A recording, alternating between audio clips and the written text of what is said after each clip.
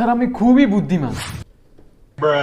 Sir আপনি আমাকে যে প্রশ্নই করুন না কেন আমি সব উত্তর দিতে পারবো।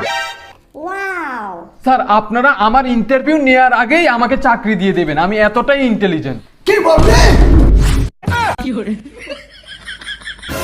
ম্যাডাম, ম্যাডাম আপনার তো সর্বনাশ হয়ে গেছে ম্যাডাম।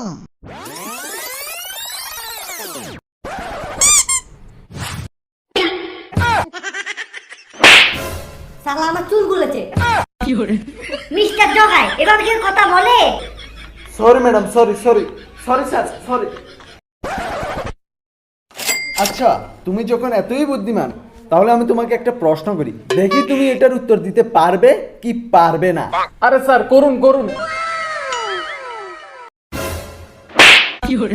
তো তোমার প্রশ্নটা হচ্ছে, হাতিকে কি করে ফ্রিজে রাখা যায়?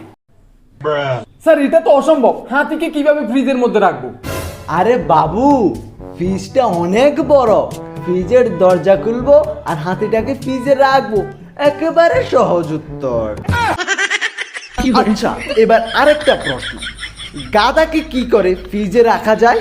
স্যার এটা তো একেবারে সহজ উত্তর, ফ্রিজের দরজাটা খুলবো আর গাদাটাকে রেখে দেবো।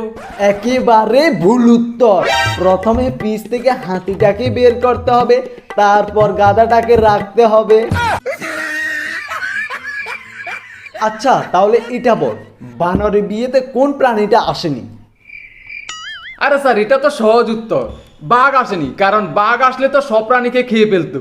একেবারে ভুল উত্তর, সব প্রাণী এসেছিল, শুধুমাত্র গাধাটা আসেনি, গাধাটা ফ্রিজে বন্ধ না। এ তোর বুদ্ধি?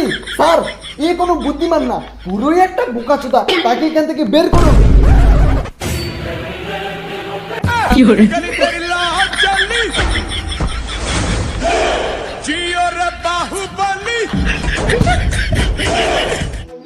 তো হাই গাইস, ভিডিওটা কেমন হয়েছে অবশ্যই কমেন্টে জানাবেন।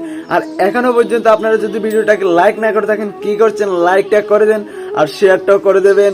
তো তোমাদের সাথে আবার দেখা হচ্ছে নেক্সট ভিডিওর মধ্যে।